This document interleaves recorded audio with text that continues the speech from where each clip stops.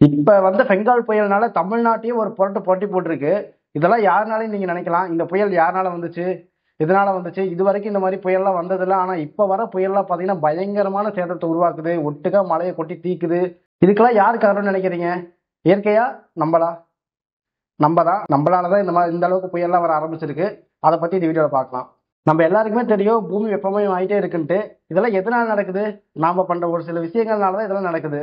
நம்ம என்ன பண்றோம்? எலக்ட்ரிசிட்டி ப்ரொடக்ஷன் பண்றதுக்காண்டி கோலை எரிக்கிறோம், கேஸை எரிக்கிறோம், ஆயிலை எரிக்கிறோம், நம்ம வண்டியில பெட்ரோல் போட்டு வண்டியை ஓட்டுறோம். இதுல இருந்து CO2 ரிலீஸ் ஆகுது. அது மட்டும் இல்லாம பாத்தீங்கன்னா காட்டுல அதிகமா செயற்கை உரங்கள்லாம் யூஸ் பண்ணிக்கிட்டு இருக்கோம். இந்த செயற்கை உரத்துல இருந்து மீத்தேன் அதிகமா ரிலீஸ் ஆகுது. அது மட்டும் இல்லாம நைட்ரஜன் ஆக்சைடு ரிலீஸ் ஆகுது.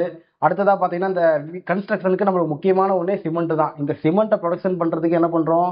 லைம் ஸ்டோனை ஹீட் பண்றோம். அந்த லைம் ஸ்டோனை எதனால ஆனது? Calcium carbonate. எப்படி லைம் ஸ்டோனை நம்ம ஹீட் பண்ணும்போது அது என்ன பண்ணுது? CO2 ரிலீஸ் பண்ணுது. விவசாயத்துல பாத்தீங்கன்னா கரும்புஞ்சோவை எரிக்கிறோம். அடுத்ததா பாத்தீங்கன்னா இந்த வேஸ்ட் அக்ரிகல்ச்சர் வேஸ்ட்லாம் இருக்கு பாத்தீங்களா, அது எல்லாத்தையுமே எரிக்கிறோம். அது மூலியமா ஒரு புகை உருவாகுது. அந்த புகையில என்னென்னலாம் இருக்குன்னு பாத்தீங்கன்னா CO2 இருக்கும், மீத்தேன் கேஸ் இருக்கும், நைட்ரஜன் ஆக்சைடு இருக்கும். இது எல்லாமே போய் என்ன பண்ணுதுன்னா பூமியில போய் ஒரு லேயரா ஃபார்ம் ஆயிருது அட்மாஸ்பியர்ல. இப்ப நம்மளுக்கு என்ன, சூரிய வெளிச்சம் நம்ம பூமிக்கு வந்துட்டு நம்ம பூமியில பட்டு ரிஃப்ளெக்ட் ஆகி போயிடும். அப்படி போகும்போது இந்த கிரீன் ஹவுஸ் கேசஸ் எல்லாம் இருந்ததுன்னா மட்டும்தான் அந்த சூரிய வெப்பத்தை பிடிச்சி வச்சிருக்க முடியும். அப்படி பிடிச்சி வச்சிருந்தா தான் நம்மளால இந்த பூமியில வெது வெதுப்பா இருக்க முடியும்.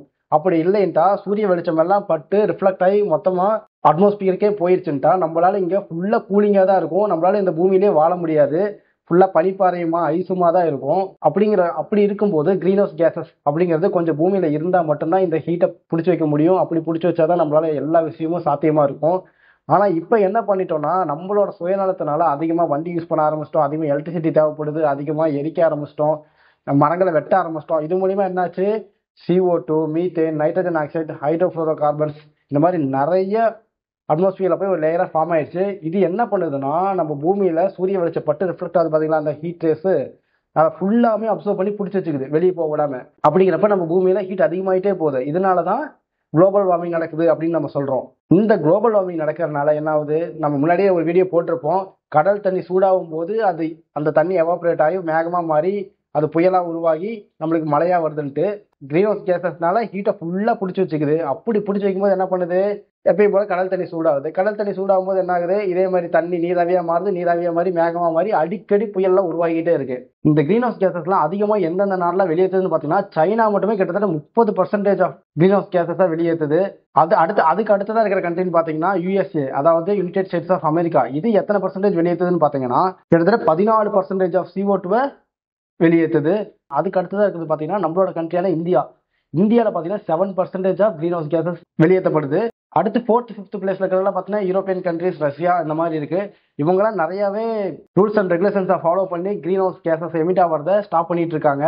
நம்ம இப்ப எடுத்து வைக்கிற ஸ்டெப்ஸ் தான் பின்னாடி வர நம்ம ஃபியூச்சர் ஜென்ரேஷன்ஸை காப்பாற்ற போகுது. நாம இன்னமும் இந்த கிரீன் ஹவுஸ் கேசஸ் அது மட்டும் இல்லாம குளோபல் வார்மிங்கை பத்தி எந்த ஒரு அவேர்னஸும் இல்லாம எப்பயும் போல பூமியை டேமேஜ் பண்ணிக்கிட்டே இருந்தோம்னா அடுத்த வருஷம் வர புயல்னால இன்னும் பயங்கரமான சேதம் இருக்க போது. ஏன்னா ஹீட் அதிகமாக அது ஈரப்பதத்தை அதிகமா தக்க வச்சுக்கும். அப்படி ஈரப்பதத்தை அதிகமா தக்க வைக்கும் போது அது மழையா பெய்யும் போது பயங்கரமான மழையா தான் இருக்கும். இப்ப எல்லாம் யோசிச்சிருப்பீங்க, ஏன் ஃபாரின்ல இருக்கிற கண்ட்ரி தான் இந்தியாவை நோக்கி வந்துகிட்டு இருக்கு, இந்தியா நோக்கி வந்துட்டு இருக்குன்னு எல்லாமே யோசிச்சிருப்பீங்க. இதெல்லாம் ஏன்னு பாத்தீங்கன்னா ஃபாரின் கண்ட்ரீஸ்ல இப்ப அவேர்னஸ் ஆயிட்டாங்க. நம்ம கார்பன் எமிஷன்ஸை குறைச்சே ஆகணும் அப்படின்னு சொல்லி ஸ்ட்ரிக்டா ரூல்ஸை ஃபாலோ பண்ண ஆரம்பிச்சிட்டாங்க. ஸோ அப்படிங்கிறப்ப அந்த இண்டஸ்ட்ரீஸ்ல என்ன பண்றாங்க? அதனாலதான் இந்தியாவை நோக்கி வந்துகிட்டு இருக்காங்க. இந்தியாவில் நிறைய இண்டஸ்ட்ரீஸை டெவலப் பண்ணிக்கிட்டு இருக்காங்க. இந்தியாவிலேயும் ரூல்ஸ் அண்ட் ரெகுலேஷன்ஸ் இருக்கு. நம்ம ஃபியூச்சர் ஜென்ரேஷனை நம்ம காப்பாற்றணும்னா கண்டிப்பா நம்ம அவேர்னஸ் எடுத்து நம்ம அந்த கார்பன் எமிஷன் கண்ட்ரோல் ப்ரோக்ராம்ஸ்லாம் எடுத்து பண்ணணும். அது மட்டும் இல்லாமல் நிறைய மரங்களை நடணும். மரங்களை நடும்போது அது கார்பன் டை ஆக்சைடு அப்சர்வ் பண்ண அதிகமாக ஆரம்பிக்கும். அப்படிங்கிறப்ப நம்மளுக்கு கார்பன் டை ஆக்சைடோட அளவு குறைய ஆரம்பிக்கும். எல்லாரும் பர்த்டே அந்த மாதிரி ஏதாச்சும் ஒரு வீட்டில் ஒரு ஸ்பெஷல் ஒகேஷன்ஸ்னா பார்த்தீங்கன்னா எல்லாம் ஸ்வீட் தரோம், ஏதாச்சும் மற்றபடி ஏதாச்சும் ஒரு செலிப்ரேட் பண்ணுறோம். பட் இனிமேல் பார்த்தீங்கன்னா உங்ககிட்ட இடம் இருந்தால் மரக்கன்று வாங்கி வைங்க ஏதாவது ஒரு ஃபங்க்ஷனுக்கு. அப்படி உங்ககிட்ட இடம் இல்லையா, இடம் இருக்கிறவங்களுக்கு ஒரு 2-3 மரக்கன்று வாங்கி கொடுங்க, அவங்க வைக்கட்டும். இந்த அவேர்னஸை உங்க பக்கத்தில் இருக்கிறவங்களுக்கு, உங்க பக்கத்து வீட்டுக்காரங்களுக்கு, உங்க சொந்தக்காரங்களுக்கு எல்லாத்துக்குமே சொல்லுங்க. நாம இன்னைக்கு எடுத்து வைக்கிற அடியில தான் பின்னாடி இருக்கிற ஃபியூச்சர் ஜென்ரேஷனோட டெவலப்மெண்ட்டே இருக்க போகுது. ஸோ இந்த வீடியோ உங்களுக்கு பிடிச்சிருந்ததுன்னா கண்டிப்பாக லைக் பண்ணுங்க, சேனலை சப்ஸ்கிரைப் பண்ணுங்க, உங்க ஃப்ரெண்ட்ஸ்க்குலாம் ஷேர் பண்ணுங்க. தேங்க்யூ.